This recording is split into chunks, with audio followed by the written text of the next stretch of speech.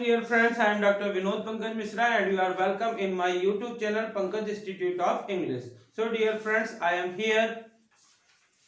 Use of able to. आज मैं आपको एबल टू का यूज समझा रहा हूं, किस प्रकार से एबल टू का यूज हम कर सकते हैं। इसके पहले वीडियोस में आपने कैन और कुड का यूज पढ़ा होगा। कैन का मतलब होता है सकता है, वैसे ही उसी की स्थान पे हम एबल टू का भी प्रयोग कर सकते हैं।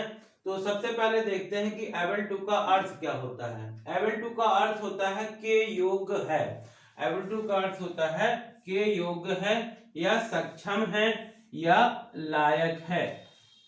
तो स्पष्ट लिखा हुआ है योग्य है, सक्षम है या लायक है बताने के लिए हम एबल टू का यूज करते हैं। इसका प्रयोग किसी की स्किल मतलब योग्यता, क्वालिटीज गुण और पावर शक्ति और कैपेबिलिटी मतलब करने की क्षमता, ये सब बताने के लिए हम एबल टू का प्रयोग करते हैं। किस प्रकार से हम इससे सेंटेंस बना सकते हैं, देखिए यहाँ पे लिखा हुआ है अफर्मेटिव सेंटेंस। सबसे पहले सब्जेक्ट लिखते हैं। यदि बहुत सारी चीजें हैं, एक चीज है तो वहां पे है यूज करते हैं, बहुत सारी चीजें हैं तो हैं यूज करते हैं, हूं है तो एम का यूज करेंगे, था या थी है तो वॉच का यूज करेंगे, थे है तो वर का यूज करेंगे। उसके बाद एबल टू लिखेंगे, उसके बाद वर्ब का फर्स्ट फॉर्म रखेंगे प्लस ऑब्जेक्ट लिखेंगे। जैसे वह आपकी मदद करने में सक्षम है, या वह आपकी मदद करने में योग्य है, या वह आपकी मदद करने के लायक है, तो हम इसका यूज करेंगे he is able to help you।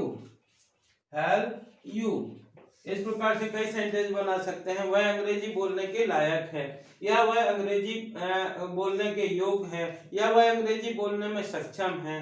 तो लिख सकते हैं he is able to speak English। इस प्रकार से मान लीजिए हम बोलना चाहें कि तुम अंग्रेजी बोलने के सक्षम है, तो यू के बाद आर लगाएंगे। You are able to speak English, you are able to speak English. यहाँ पे कोई भी सब्जेक्ट रख करके हम कोई भी सेंटेंस बना सकते हैं। अब यही मान लीजिए होता कि वह अंग्रेजी बोलने के लायक था या वह अंग्रेजी बोलने के सक्षम था, तो हो सकता है he was able to speak English। वह अंग्रेजी बोलने में सक्षम था या वह अंग्रेजी बोलने लायक था। मैं 50 किलो वजन उठाने के लायक था, या मैं 50 किलो वजन उठा सकता था, तो I was able to lift 50 kg weight। इस प्रकार से हम बहुत सारे सेंटेंस इसका बना सकते हैं। सिंपल सा है। और यदि है इसका नेगेटिव है, नेगेटिव सेंटेंस यदि कि नहीं कर सकता था, तो सब्जेक्ट रखेंगे। सब्जेक्ट के बाद यहाँ पे be helping verb, not able to, उसके बाद वर्ब का फर्स्ट फॉर्म प्लस ऑब्जेक्ट। कभी कभी नॉट एबल टू को हम यहाँ पे अनएबल टू भी कह सकते हैं। अनएबल टू आप लोगों ने एप्लीकेशन में लिखा होगा I am unable to attend the class, कई बार सुना होगा। तो इसी का है, जैसे he is able to help you, इसका यदि हम निगेटिव बनाते हैं तो हो जाएगा he is not able to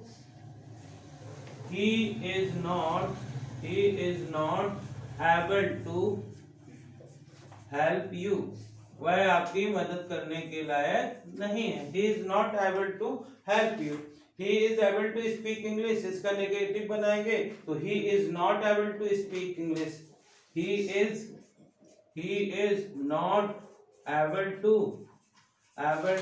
speak English। he is not able to speak English। जैसे कि मैंने बताया कि इसमें नॉट एबल टू को अनएबल भी कर सकते हैं। तो he is unable to help you, वह आपकी मदद करने में सक्षम नहीं है या लायक नहीं है।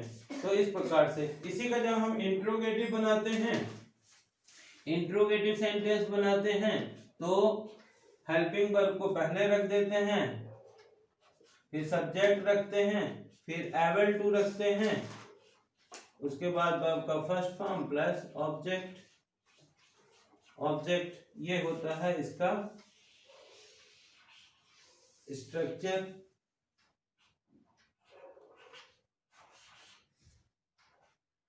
यहाँ पे साइन ऑफ इंट्रोगेशन लगाते हैं। जैसे ये क्या हुआ है, आपकी मदद करने में योग्य है, तो क्या लिख सकते हैं, is he able to help you, is he able to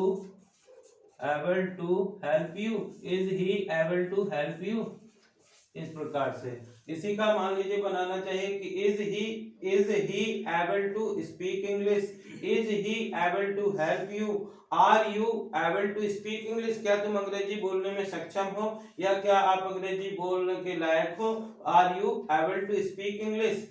past में बात करना है, यूज करना है, यदि कि क्या वह अंग्रेजी बोलने के लायक था, तो was he able to speak English. So in this way आप एबल टू का यूज कर सकते हैं और उसके द्वारा किसी की योग्यता बता सकते हैं। सो डियर फ्रेंड्स, यदि आपको ये वीडियो लेक्चर पसंद आया हो और यदि आपको एबल टू का प्रयोग समझ में आया हो तो इस वीडियो को लाइक करिए, शेयर करिए और यदि आप चैनल के लिए नए हैं तो प्लीज प्लीज प्लीज इसे सब्सक्राइब करिए। Thank you, have a great time.